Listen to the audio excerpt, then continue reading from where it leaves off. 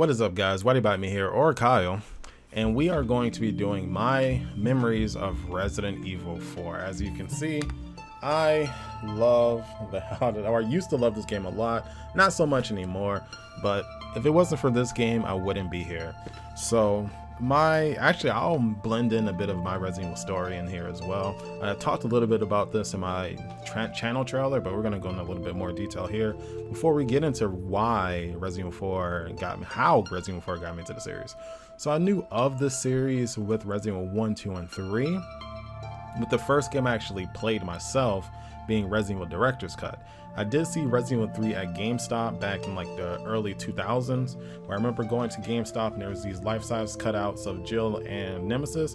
So most of the little display cases that they had at GameStop had like a life-size Jill on this side, and you had Nemesis on this side, and then in the middle you had a whole bunch of GameCube versions of RE3, and at the very bottom you have the PlayStation 1 versions of RE3. And that intrigued me, but not really, because at this time, like, I wasn't too into horror games. I was more into like stealth games and action games. So at that time I played a lot of Tenchu, played a lot of Dynasty Warriors, and also military games like Conflict, Desert Storm, Conflict Denied Ops, Call of Duty, all kinds of stuff like that. So I wasn't super interested, but it did interest me a little bit. And I did look at the case. I remember picking up some of the games and reading it and stuff. And I was like, and I kind of just forgot about it. So fast forward a little bit, I moved to Florida and I made some friends skateboarding and stuff like that.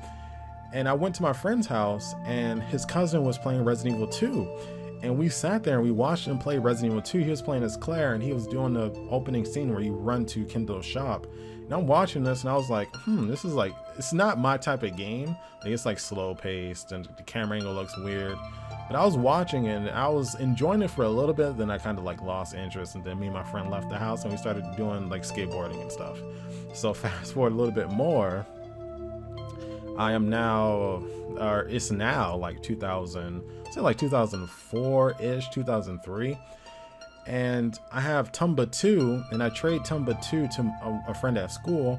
I trade him Tumba 2, he gives me Resident Evil Director's Cut. And I get home and I play Director's Cut, and I'm like, this game is freaky, this game is scary. First it was hard to control, it was really hard to control. But once I got the controls down, which took a minute, I was able to get to the first zombie, and I was like, yo, this is too much. Like, it was actually genuinely scary at the time. And I keep telling myself, it's not real, it's just a game, And I ended up getting through it. I've actually fought the first zombie.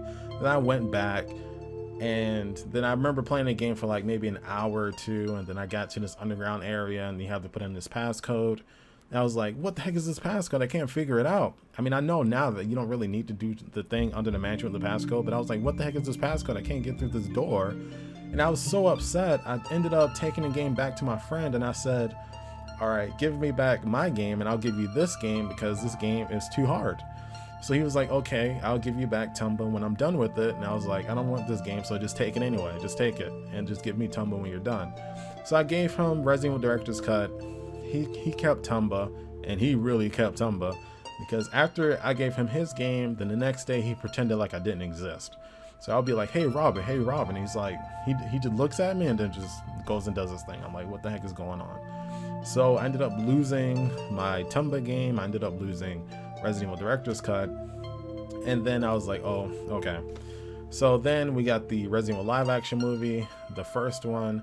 I ended up enjoying that movie. And then we got Resident Evil 4. So Resident Evil 4 showed up on TV, like a TV spot. And I remember it showing Leon looking through the little window, the little open part of the window. He was looking through there, and you see him looking around like that, and then the truck hits the car. You know that scene. And then we got the little timer, which is actually like the platform of when you're fighting it. The timer is counting down, and then the platform starts falling. I remember it showing that. I remember it showing a little bit of Ada, and it showed a little bit of Krauser, and I was like, whoa, this looks freaking cool. And it looks like it's a game I would play, because again, at this time I played a lot of action games, a lot of action shooter military games and stealth games. So I was like, yo, this looks like something I would really want to play. And I remember begging my mom, please get me this, please can you get me Resident Evil 4 for Christmas, like please. And I remember at this time too, we had G4 TV, and I was watching a lot of G4 TV, and we had Cheat. So Cheat was doing a lot of reruns of the Del Lago fight. So I learned how to fight Del Lago just by watching Cheat. So when I actually got to play the game, the Del Lago fight was like super easy.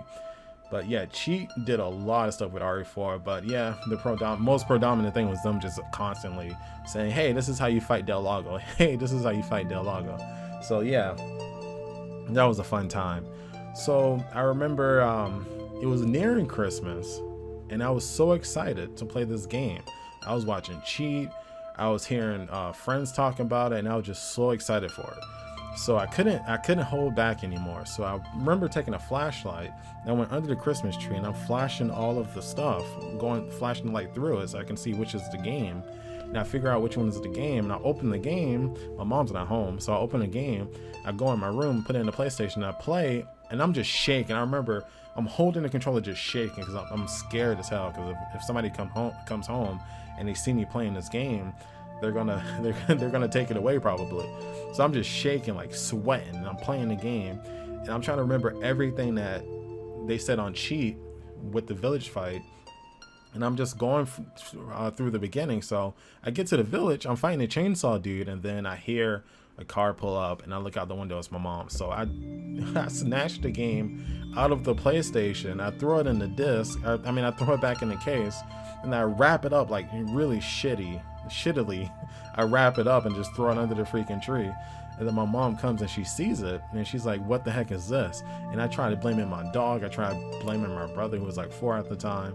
And I was trying to convince him to just take the fall and just said he did it. And my mom wasn't having it. And I remember calling my grandma saying, mommy's going to take away the game. Mommy's going to take away the game. And my grandma convinced my mom to keep the game and let me get the game for Christmas. And then my grandma said something like, don't do anything like that again, or you're never gonna get Christmas gifts again. I was like, okay, fine, whatever. As long as I can play Resident Evil 4, I'm happy. So Christmas actually comes, I play Resident Evil 4, and sure enough, I fell in love with Resident Evil 4. I played the shit out of it until Resident Evil 5 came out.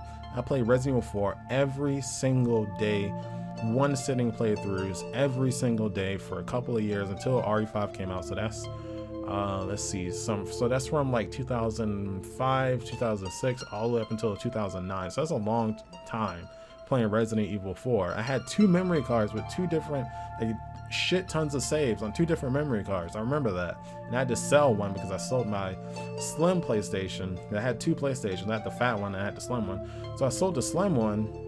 And I remember I couldn't find, I had 2 memory cards. I had 3 memory cards. So I had one that was like, I wasn't really using, and I had my 2 Resident Evil 4 ones.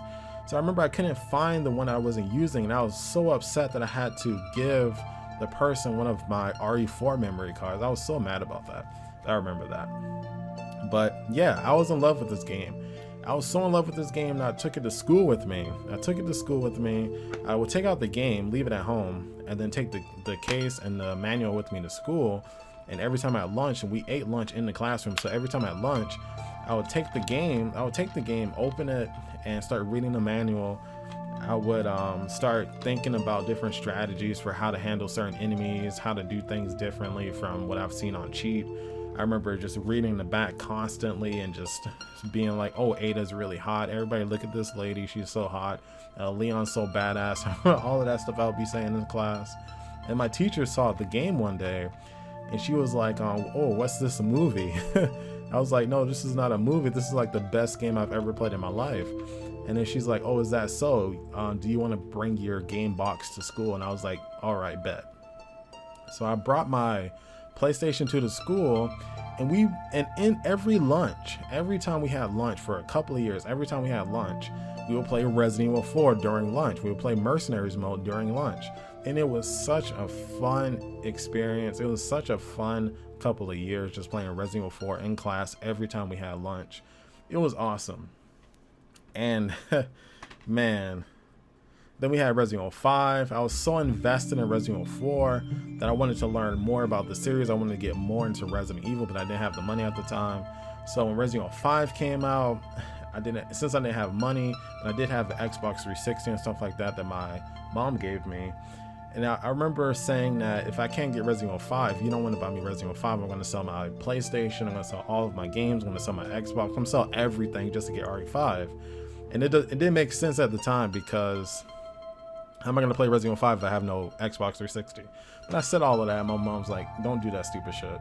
And so she ended up buying Resident Evil 5. And I fell in love with Resident Evil 5. I was playing Resident Evil 5 all day non-stop. And I ended up being a world record player for Resident Evil 5 Mercenaries for a couple of years. And then we got Resident Evil 6. And I played a lot of Resident Evil 6, but mostly Mercenaries mode. And then from Resident Evil 6, we had the Drought. And then I went back in time, and then I picked up all of the classic Resident Evil games. Like over time, I ended up having all of the classic Resident Evil games. And I ended up falling in love with RE3 Original. Oh man. This game, if it wasn't for this game, I wouldn't even be here. And because of this game, I was introduced to awesome people and awesome community. And I owe so much to this game. This game is near and dear to my heart. It was such a fun adventure when I was a kid. And it really helped me through dark times too, because I was always bullied and shit in school. And I could always come home and I can have Resident Evil 4 right there and just start playing Resident Evil 4 and have a good old time messing around with RE4. So let me know in the comments down below your Resident Evil stories, and I'll get with you guys in the comments down below. Peace.